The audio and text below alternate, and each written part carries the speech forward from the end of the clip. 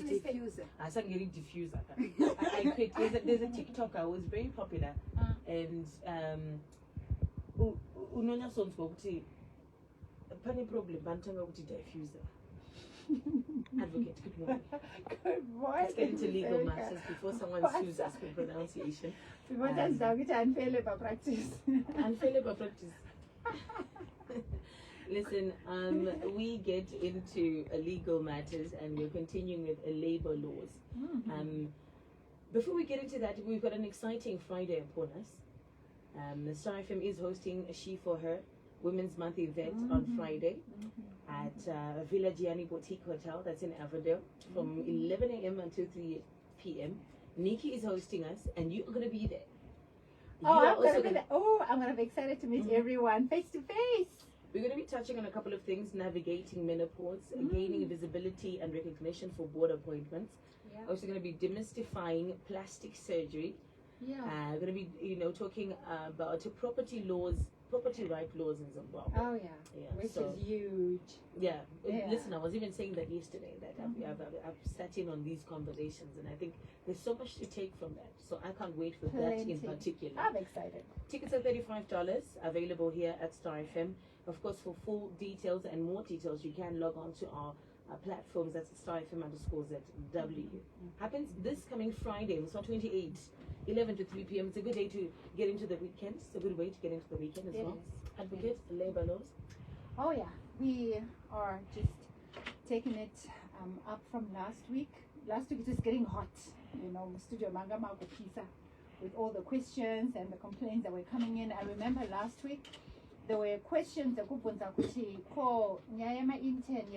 interns, and I think what I mentioned was there is no legal obligation for any person or any company to remunerate people who are on internship. I said maybe what we can just say out there, guys, my interns are it's actually the internship is part of their training. And I'm watching so maybe wherever and whenever you can, do support these guys, because but there's no legal obligation, so you can't take anybody to labor court or anything. But to these young ones and start teaching them some good ethics about how we handle people in the workplace. And then we spoke about unfair labor practices, and I think there were questions which were coming in. Kuti ko inenda kashanda nditsanda padra 4 months, that kind of thing. Izvozvo ndozvokuendera ku NEC, ku National Employment Council, ndozvokutoendera ku labor, and you can go and chase up your monies, and the law is very capable of dealing with things like that. And we said, could you have a right to take on any profession, any trade whatsoever? Apasisina zvokunzi shashisi zvevarume wakambona murume aneta nese here ndashakare izvozvo zvakasheka. And there's also the issue of I mean, you just need to look outside the window. You can see women are doing everything that they used to be told traditionally you could not do. So today we want to get a little deeper into it and say, you are protected from, in terms of the Labor Act, right? Where your employer refuses to negotiate in good faith in the workers' committee. So workers' committee will have, partly represent the employees, right? And usually they'll come up and try and negotiate, whatever better working conditions. And sometimes, if I just talk about trade unions, where we call it collective bargaining agreements, okay, or National Employment Council, etc., etc. So employers are expected to negotiate in good faith, even if it's to do with, say, retrenchments, transparency is important.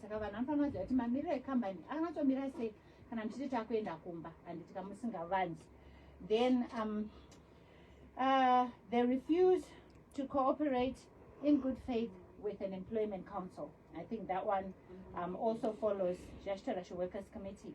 And then they fail to comply with or implement a collective bargaining agreement or a decision of finding by an employment council. So can amenda ko collective bargaining, and the guys, whether you are in the entertainment industry, is collective bargaining agreement in the catering industry, in the manufacturing industry, because akawanda and ma collective bargaining agreements. Saka kana kwawirirano kokuti the minimum wage will be tongoti in a wonderful world $4,000 and then in utopia. So then the employer must abide by the terms of a collective bargaining agreement. Saka vari involved momom kana muna employer yenyu vachiri kukubatira, and yet you fall under a collective bargaining agreement, and but that is an unfair labor practice. Then it gets more exciting. Ms. Erica. Demands from any employee or prospective employee a sexual favor as a condition to recruitment or creation or abolition of a post. Kuti Erica, uchikangoita boka takutokuvhurira ofisi yako iwewe ndoona wakutonzi assistant secretary secretary agara aripo iwe takukuti assistant post yako kana kuti post yako yagara pano pakambani is actually not necessary. Saka if you don't play ball, we're actually abolishing that post, and that is exactly what's happening. So these are prospective employees. Reminds me of Paul Matavere and I was about to say your facial expression just changed there. Makes sense now. Oh my goodness. Yes, but you know what? That guy was just singing. That's exactly what is going on, right? So, Kuleba, no. You don't need to give anyone sexual favors. Yeah. Whoa. Can you sue as a prospective employee?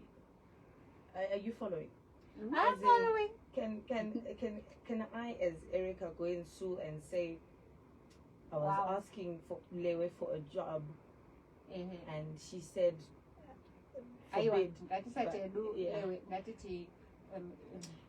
George.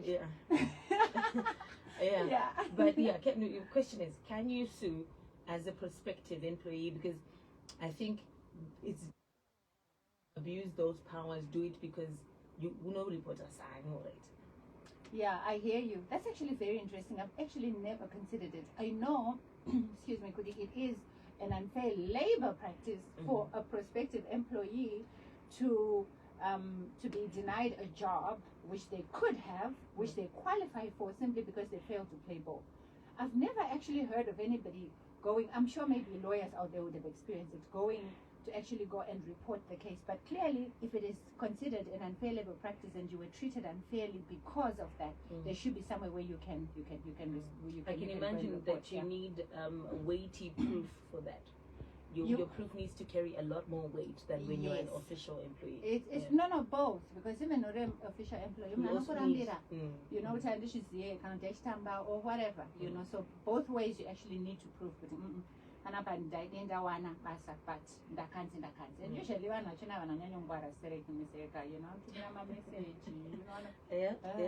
you also have to wonder. I've seen in the cases you're like, but you are even going to jump in and say, well, when you send the message. Yeah. Precisely.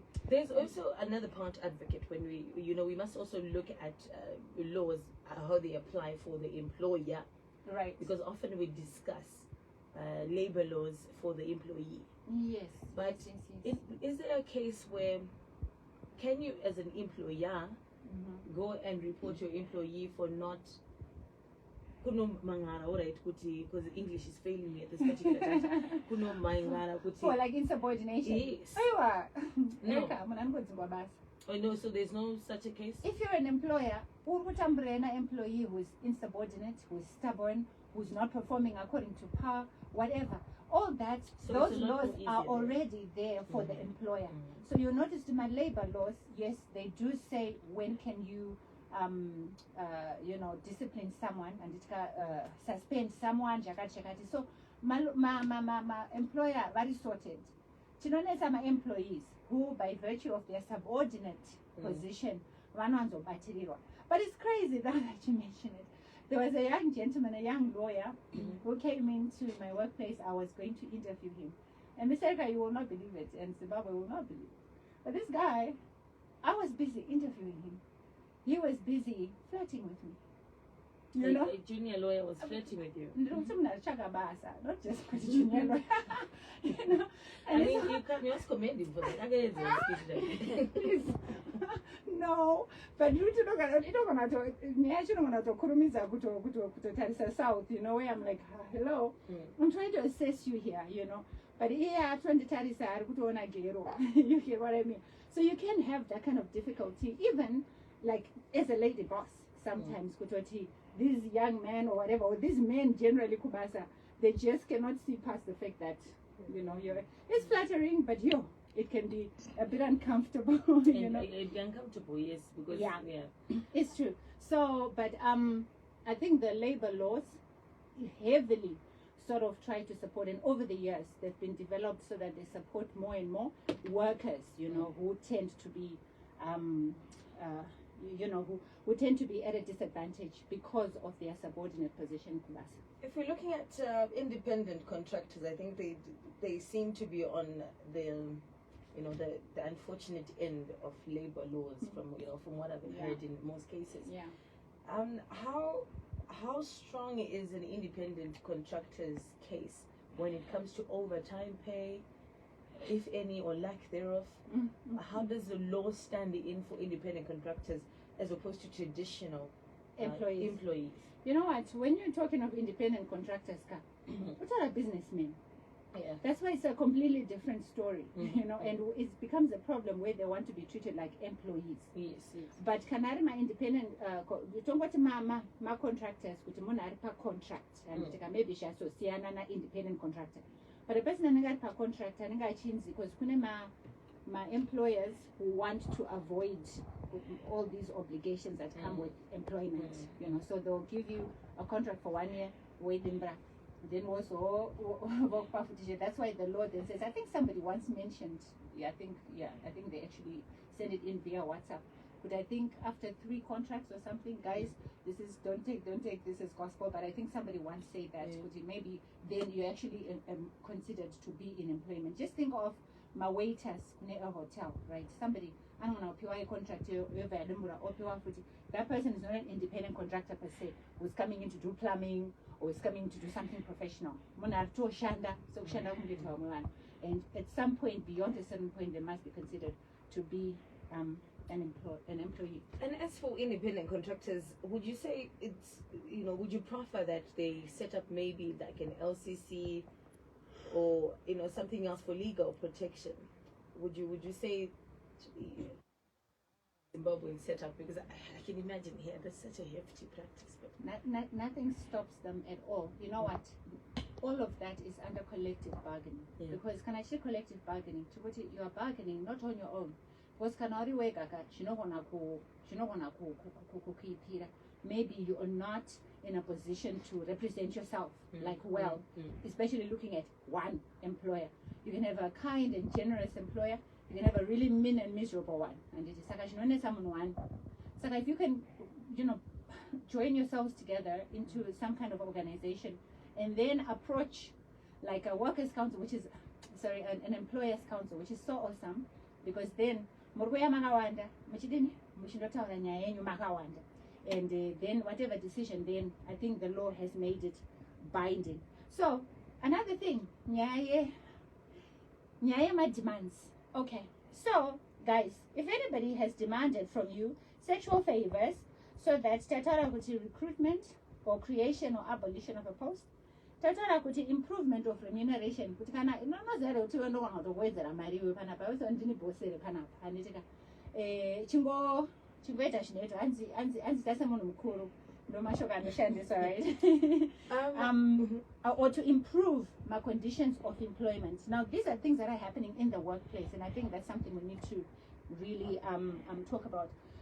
Or a choice of person for certain jobs, or posts or training, because training, it means what we're more qualified than other people. And sometimes the company can't send everybody. Saka uchaona vamwana vari kusarudzwa kuti varambe vachienda mberi, vachienda kunyanga, vachinzi vari kuenda kuteam building. Hey, the way you said team building.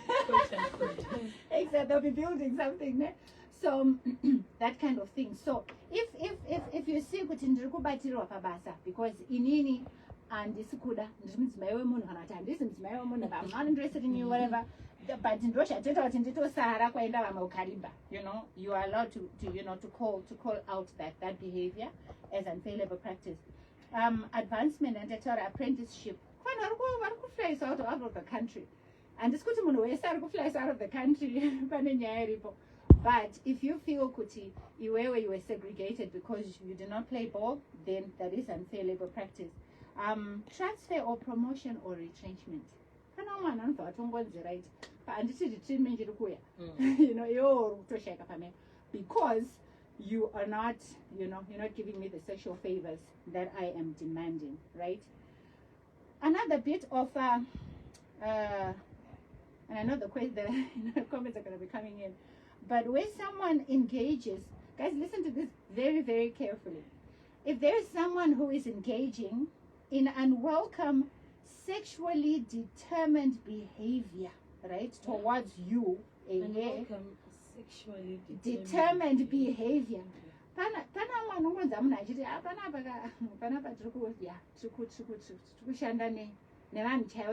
There's always that kind of thing. Murume wenyu kumboko ari kudya namabosi ndozati ndo mashoko anenge aishandisa, kuti it's sexual talk, and it can be behavior, it can be verbal or non-verbal, kana mwa kuti munosangana mucorridor hatombotauri chinhu newe, but anokulooka up and down like they've totally undressed you, and you feel small, like whittled down, uchipinda mukaoffice kako, kana kuti munhu anongopfuura aripo anongokomenda something which makes your stomach tie in a knot. That is the long and short of it. And I know kuti we have termed all that like sexual harassment, but I want to make it a little different because this is somebody who is actually going forward and saying demand. And let me just say again, it can be somebody who's making physical contact, and like somebody just kind of like hits you on the behind. That is so wrong on so many levels. Yes, and I feel like that's a sideways thing to do because I usually report take a steady because it's like borderline. It's like you're fussing, it's like you're fussing over nothing, But if it makes you uncomfortable, it makes you uncomfortable, and that is not proper. And if you tell somebody and they keep at it, and then let me just say this, and they're not fans, I'm sexually colored remarks. I like this term. Sexually colored. Today it can be black and white, but as a color man just as a color, yes, and or displaying pornographic material kubasa. And the people who do that, it's deeper than right. That's hectic. My groups, so what my groups, what my group from a sector and group from a teacher. They're not on a and it's a work thing. It's supposed to be like a work story, and that's a big problem. Then this big one, Ms. Erica, I know you want to say something there. Once it fails to represent an employee's interests in respect to any violation of his rights under the law. So look, let me try and break this down a little. I once handled a case where you have an organization in my leaders too, who were like actually leaders, and my positions are, but they were like the company leaders. And pana sexual harassment engaged one of their colleagues, or not just one, but several ladies within that organization. And even like the complaints came, and they did nothing about it because of other protection face. You get what I mean? They didn't even talk, and then vese you paka zo suspend manje nebody kumsoro nditika iwa vakatoshanyira mfesu kundoita commiserate naye kumba kwake chichini.